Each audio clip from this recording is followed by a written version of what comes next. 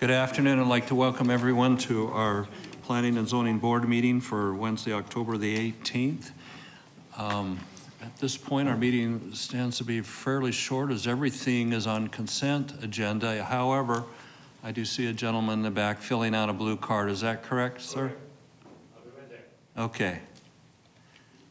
So we'll wait for a few minutes for him to complete that. Along that same line, if anyone wishes to speak to any of the items that are on our agenda, we will need a blue card, so this would be time to fill it out.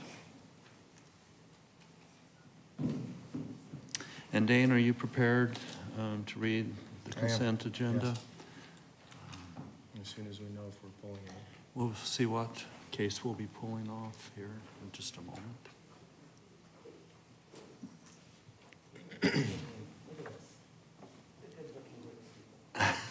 What is that, Tim? He's admiring. So while we wait here a few minutes, anything you would like to share I never get to with see us? my part from that angle. It's very nice. What's that? We just hit your part. Have a story or a joke for us for a few minutes? Don't Don't ask. Actually, I'm not supposed to ask that, right? Okay, never mind. We're just going to sit here patiently and wait. What does it take to get jokes added to the? That's Charlotte. Yeah. Ask Josh. Okay. Scoutmaster's minute. Sometimes we get to sign or two. Yeah, that's right.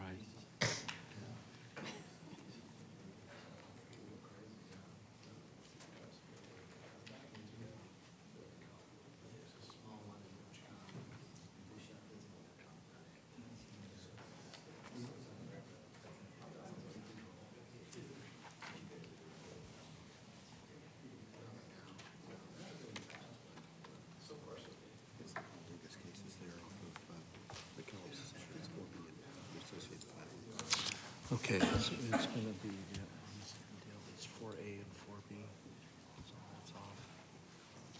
Just make sure we got the same, 4A and 4B. Yeah, 4B, 5A. It's 5A. Considering Yeah, sorry. considering the renotification. No, it's going to be this one, I missed 4B, okay. 5A, so it's zoning. 4B. 5A.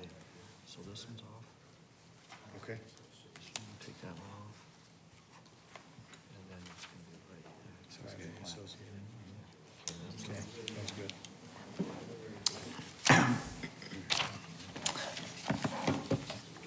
Whenever you're ready, Mike. So you ready? Yeah. So at this point, we are pulling one item off the consent agenda. Before we go on to that case, we would like to read the consent agenda. So Dana, if you're ready, go right ahead. Absolutely. October 18th, 2017, item 2A, minutes from the September 19th, 2017 and September 20th, 2017 study sessions and regular hearing. Item 3A, case ZON 17-00136 in District 6, located west of Power Road on the south side of Southern Avenue, approximately 2.17 acres. This is a request for a site plan modification and special use permit for auto rental in an LC district. Staff recommendation approval with conditions. Item 3B, case ZON 17-00170, District 6, located south of Southern Avenue on the east side of Power Road, approximately 1.33 acres. This is a request for a site plan review for the development of a pad site on a previously approved commercial center. This will allow for a retail pad building with a drive-through in the LC PAD district. Staff's recommendation is approval with conditions. Item 4A, case Z17-035 in District 6. This is located south of Gilbert Road on the west side of Signal Butte, approximately 13 acres. This is a request for a rezone in the AG to LC and a site plan review. This request will allow the development of a group commercial center, and the staff recommendation in this case is to table for renotification. And case 6A. 5B would be next. Sorry? 5B. I was going to get back to the plats. Should I do, so preliminary plats, 5B, the Clearview Business Park, District 6, located east of the northeast corner of Power Road in the US 60 on the east side of Clearview Avenue, approximately 1.9 acres. And this is for a preliminary plat, staff recommendation approval with conditions. And so a preliminary plat 5C, Thielander Acres, District 6, located south of Galveston Street on the east side of Power Road, approximately 2.06 acres. Staff recommendation approval with conditions. Next, item 6A, case Z17044 in District 3, located west of Alma School Road on the north side of Main Street, 3.3 acres. This is a request, a modification of the bonus intensity zone overlay, council use permit, and site plan. The request will allow for the development of a multi-residence development in the NC zoning district with potential commercial services. This case and its associated plat 7A are continued for the November 15th. Staff recommendation is a continuance for the November 15th, 2017 meeting. I believe that covers the current. Yes, it does. We're good. Okay. I will entertain a motion to approve the consent agenda as read. I would make a motion that we approve. Okay. I would make a motion that we approve the consent agenda as read in for the record. Okay, thank you, Shelley. Is there a second? I'll second that. Jennifer, thank you. Any discussion? If not, please vote. Okay, the motion passes unanimously, noting that Ms. Dahlke is absent today. That being said, if anybody happens to be here for any of those cases, you're welcome to go or stay and listen to the case that we will be discussing at this time. We'll be discussing cases 4B and an associated case 5A. Let me turn to those quickly. 4B, and we can discuss these at the same time. Is that correct, John? 4B is Z0N1700158, District 5, the 3700 blocks of East McKellips Road, located east of Val Vista on the south side of McKellips Road. This is 11.48 acres. The request is for a rezone from RS35 to RS35 PAD and site plan review for development of 11-lot residential subdivision. And then the companion case, which is 5A, just deals with the preliminary plat. That being said, I will turn some time over to the city to present the case, please. Thank you. Mr. Chairman, member of the boards, this is for a 11-lot single residence subdivision titled Armistead Citrus. This is going into a currently vacant lot. It's a citrus grove. It will become the subdivision. The PAD request is because they are doing a private entry and private roads, and they are reducing the minimum lot size from 35,000 square feet to approximately 25,000 square feet. Okay. Any questions for staff at this point, board members? If not, I'll turn some time over to the applicant, Mr. Paul, if you'd like to come forward. Give us your name, address.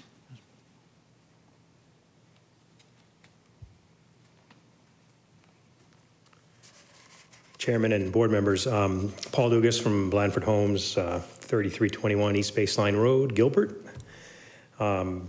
Basically, what Cassidy outlined is exactly what we're doing there. Ivars just has a blue card. He's got a comment about access to some irrigation valves that are on the back of his property. And so he wants to speak on the record, and we have a solution for it. So okay, so we'll invite you back up after he speaks. Very good. Okay, thank you. See, Mr. Nichols, if you'd come forward.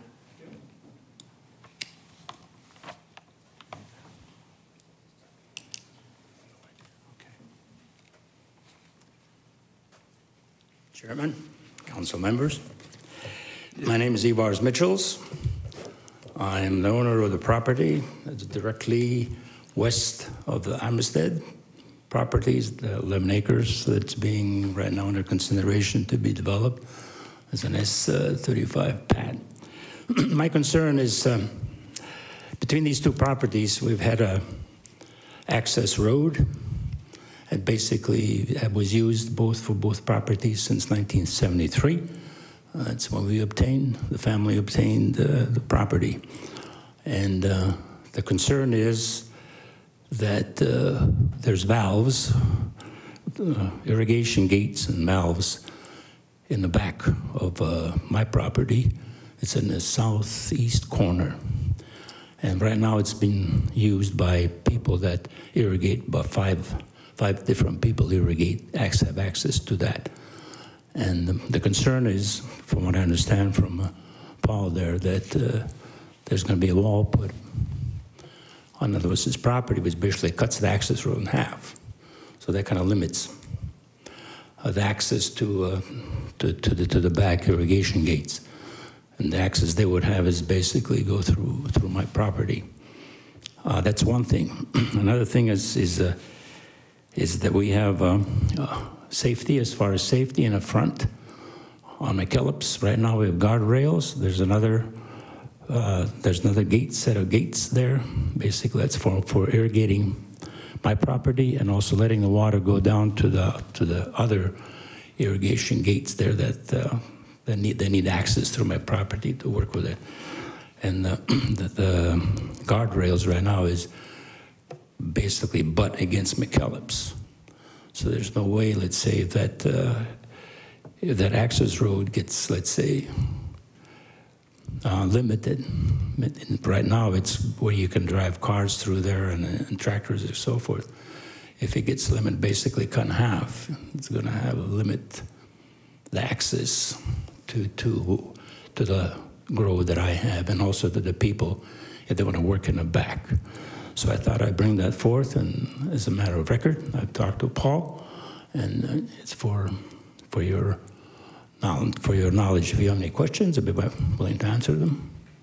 Okay, thank you. What I think we're going to do is let Mr. Dukas speak to address your concerns. Sure. As we had discussed. Did you have a If you question don't for the mind, applicant? one question, you feel as though a resolution has been accommodated for access to those at this point? Well, we did discuss it, and he stated that he has a solution that would give access basically to the back irrigation gates through his area or from the back of his, where he has I think an area for water, for runoff water. So he's going to present that, and if there's any questions I have, I'll address them again. Very good. Well, Can I ask one question? yes, Shelley, go right ahead. So he's going to give you access to the back. Do you feel like he has a solution for the valves in the front? Well, he's going to present that, He can do the yes. same one? Yes, he Okay. is. Okay. Because right now, if that happens, the only access that we would have is either go through my property, basically, which I could cut off, if it came. So that would limit that access. So he would have to have access in the back. And that's also, I don't think there's hardly any access from the back unless you make it. There's none right now. Okay, thank you. Okay, thank you.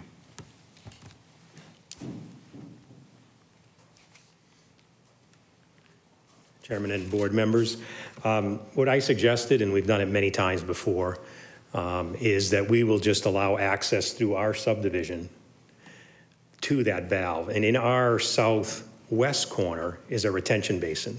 The valve is over by that retention basin.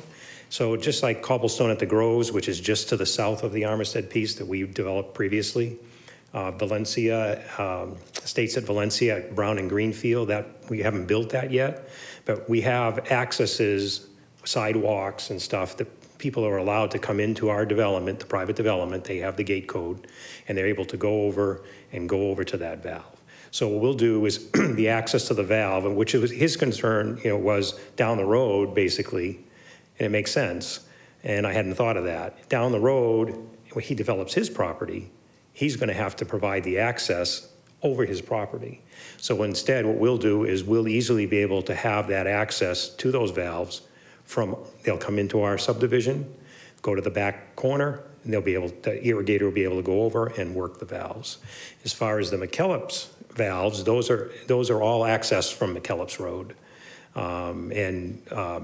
That's how they would be accessed at this point anyways. They don't, the McKellips Road, the valves I'm sure are not out in the right of way, but they are close to it. Okay. So does that mean, if you don't mind me asking, then will there be some sort of a legal document other than just an understanding? Well, at this point, they'll be accessing through our property. So if staff wants to make a stipulation that the irrigation, the access to the irrigation is through the Armistead Citrus property, that'd be fine, and then we'd work that out. That's what personally, I think we ought to clarify what that agreement would be. So, any other comments? Yes. Thank you, Paul. Let's see what Mr. Nichols has to say. Mitchell's. When my dad immigrated here, knocked off. There's a Alec Checkmark of the sea, which makes it like Mitchell's. Okay. And my roots are in Latvia, if you know where it's at. That we're having a lot of problems right now with the Baltic states. It's up there. That's why everybody knows where it's at. Well, anyway, I just wanted to make sure that what I said, that's it on record, that it's recorded, so that there is this concern on my part. And also, like I said, not only the access road, also gave us more or less like a turnaround. When you work the groves, let's say you have tractors, okay, that go in there and make the burrs so that the water flows properly, down the grove. So that would kind of limit that, but we'll have to work that out. Right now, as long as it's there, okay, fine, we'll access it. We'll still access it, but once it gets there, then it might be a problem. So did I understand correctly what he was proposing to do and put into the record we're creating in this discussion adequate, or do you need something Well, no, as far as irrigation, that's adequate, as far as I'm concerned. Okay. Well, I'm just saying there's some concern because, when you work at groves, you have tractors and they need turnaround time. So if you cut that access road in half, yes, the turnaround or the access to the grove becomes limited. That's all I'm saying. But again, maybe that's my problem. I think that's kind of what I understand. Any other comments or questions for the applicant? Yeah, thank you for your attention. Yeah, no, I agree with you. I think that you're aware of what he needs and what his needs are, so if you can work those out and we have it in the record. Right. We're good. I just want to make sure some of these things are on record, so that's okay. When we discuss it. I'm willing to help him grade his road, and and if he has to create a turnaround at the end. We're okay. Paul and I are okay. Yeah, Paul's a good guy. We find him to keep his word. Isn't that right, Paul? Absolutely. All right. Thank you. At this point, then, is there any discussion on this case?